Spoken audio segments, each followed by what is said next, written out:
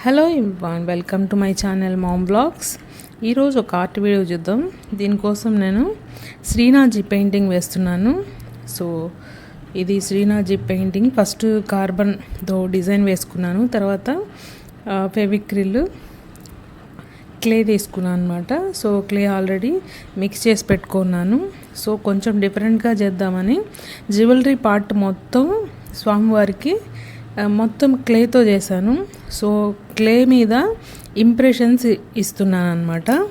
So ఇక్కడ impressions వచ్చేటప్పటికి మనం ఏదైనా నైఫ్ కానీ రీఫిల్, ఏదైనా క్యాప్, పెన్ క్యాప్ ఏదైనా యూస్ చేసుకోవచ్చు, టూల్సే అవసరం లేదు. సో నేను మొత్తం ఈ జ్యువెలరీ పార్ట్ మొత్తం కిరీటము, చెవులకి కమ్మలు, హారము ఇవన్నీ కూడా క్లేతోనే వేసాను అనమాట.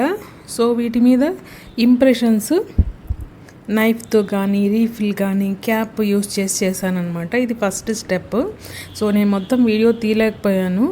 సో ఊరికే మీకు డిస్క్రిప్షన్ చెప్పేస్తాను. సో ఇది 1 నైట్ ఆరిపోయిన తర్వాత, క్లే ఆర్ట్ అయిన తర్వాత, ఇది గోల్డ్ జ్యువెలరీ కాబట్టి మెటాలిక్ గోల్డ్ వేశాను.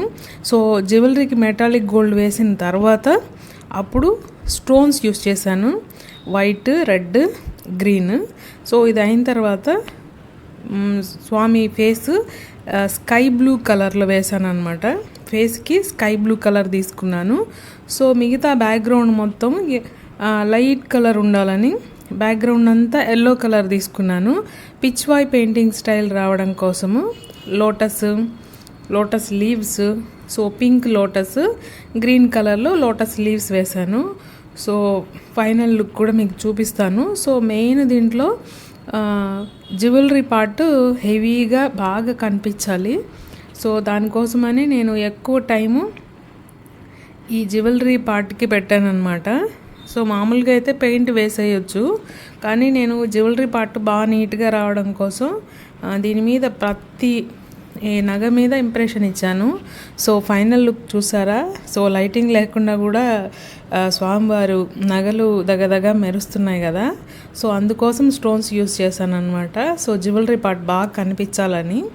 సో కిరీటం పైన మిగతా పెయింట్ వేశాను. సో స్కై బ్లూ కలర్ వేశాను అనమాట ఫేస్కి. సో లైటింగ్ చూడండి. సో మొత్తం బ్యాక్గ్రౌండ్ అంతా ఎల్లో ఉంటుంది. సో పిచ్ వాయ్ స్టైల్లో పెయింటింగ్ అనమాట ఇది. సో లోటస్ వచ్చి pink colour, white and pink colour, green lotus leaves అనమాట.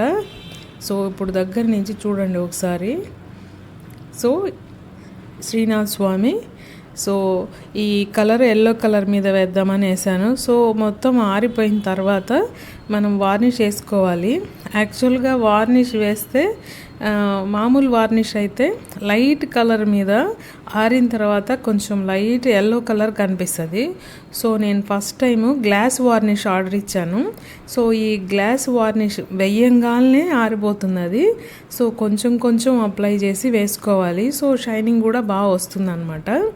సో ఇది మనం ఫస్ట్ డిజైన్ వేసుకొని ఫ్లవర్స్కి ఏం కలర్ వేయాలి, బ్యాక్గ్రౌండ్ ఏం వేయాలి అన్నీ సెట్ చేసుకొని వేసుకోవాలి. సో మెయిన్ నాకు దీంట్లో నేను జ్యువెలరీ పార్ట్ హెవీ చేయాలి అన్న కాన్సెప్ట్లో చేశానమాట.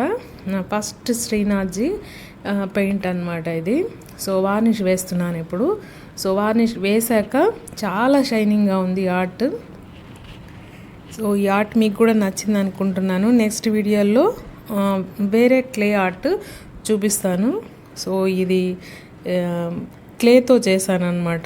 సో జ్యువెలరీ పార్ట్ హైలైట్ చేశాను దీంట్లో. సో బార్డర్ కూడా ప్లెయిన్ ఉండకుండా కొంచెం ట్రయాంగిల్ మిర్రర్స్తో బార్డర్ వేసాను. ఎందుకంటే రౌండ్ ఫ్రేమ్స్ కష్టం కాబట్టి మనము మిర్రర్స్తోనే బార్డర్ వేసేస్తూ ఉన్నాను. సో ఓవరాల్ లుక్ శ్రీనాథ్ స్వామి లుక్ ఇలా ఉంది. వార్నిష్ వేసాక కూడా షైనింగ్ చాలా బాగా వచ్చిందనమాట. Thank you everyone. Please subscribe to my channel.